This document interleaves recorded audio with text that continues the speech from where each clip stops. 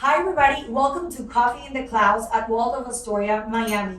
Today we have two very special guests of ours, John and Fred.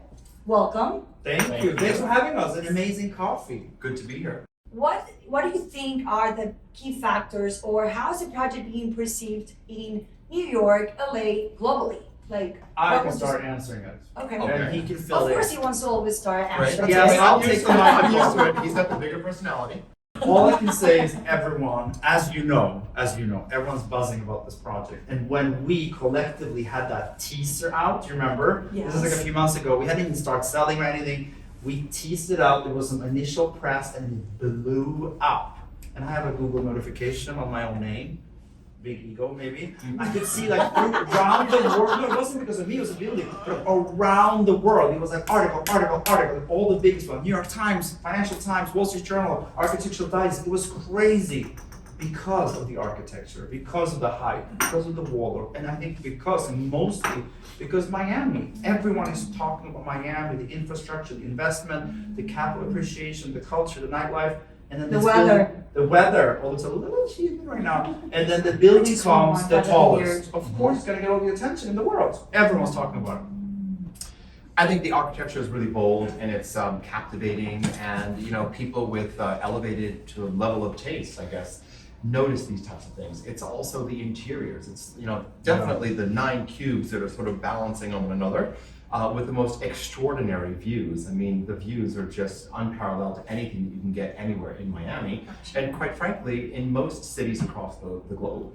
But in addition to that, of course, you have the brand Waldorf Astoria. It's like, hello. I mean, Right, they've been hello. around for 9 years. Speaking of the world, you can travel, and we've traveled the world over. There's only certain hotels that I want to stay in, and I can tell you for sure, one of them is the Waldorf Astoria. I've had incredible service experience. And that's like between the hotel, the location, the architecture, the interiors, and the service. What are the key factors attracting these buyers directly into Waldorf Astoria Miami?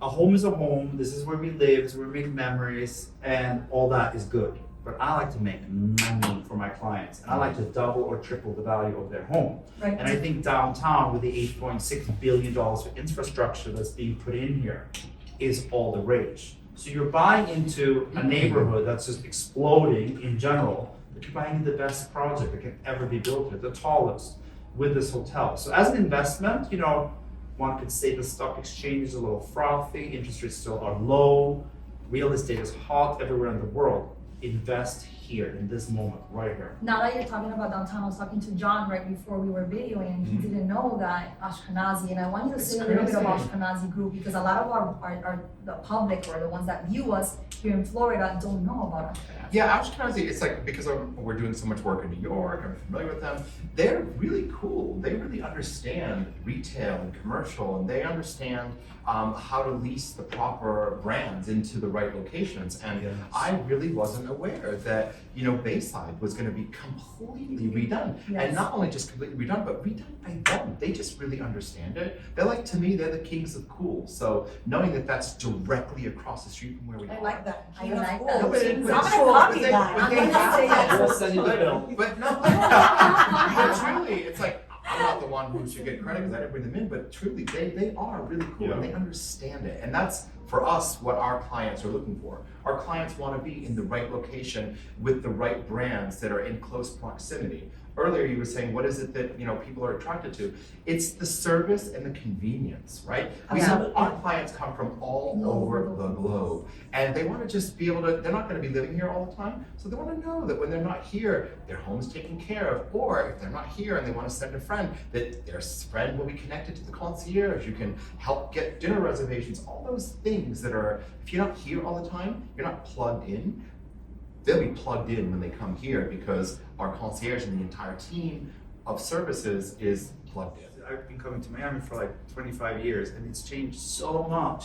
And to your point, like back in the days, it was fun, it was sexy, it was the beach, it was beautiful, but you didn't have like the big corporations. And maybe even if you had a corporation, it wasn't the executives. It wasn't like the presidents and the CEOs and the CEOs of the companies. And now they come here for many reasons. And just thinking about this myself, I live now in Los Angeles most of the time.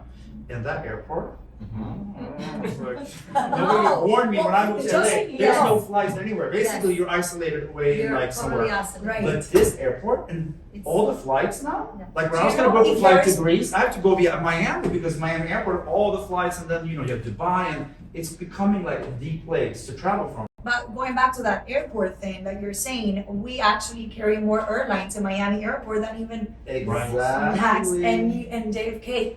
But talk about the airlines, you think about American Airline Theater or the Arena, which has now been renamed because you have this cryptocurrency and it's called FTX. FTX. So now we have not only big corporations that are coming in, but to me, I find more interesting forward-thinking Yes. organizations. Which is and, even tech which is corporations. and even- tech corporations, but not only that, but then you have, and to me, I think this is even more important, all of these young entrepreneurs with these big ideas that have discovered because of COVID that they can live anywhere Anywhere. in the world. So where do they want to live? Hello. Miami. Miami with the best weather. It's like with the best Yeah. weather and the beaches and all and that. then the lifestyle and cost of living for the quality that we get and that we provide, it's really, really inexpensive. Do you think we should raise the prices?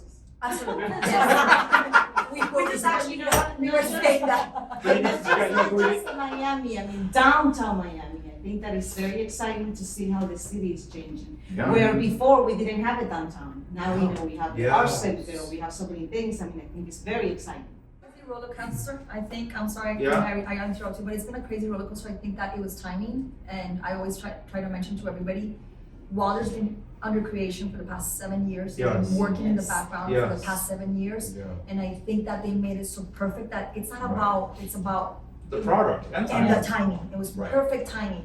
We couldn't come out at a better time, but also the brand and Yeah. what it represents for the city. The city was ready for Walter. I want to close this coffee in the clouds, and because I drank my coffee, and I want to know. I'm grateful from the bottom of my heart working with you, amazing, talented people. What is the most iconic project of my career?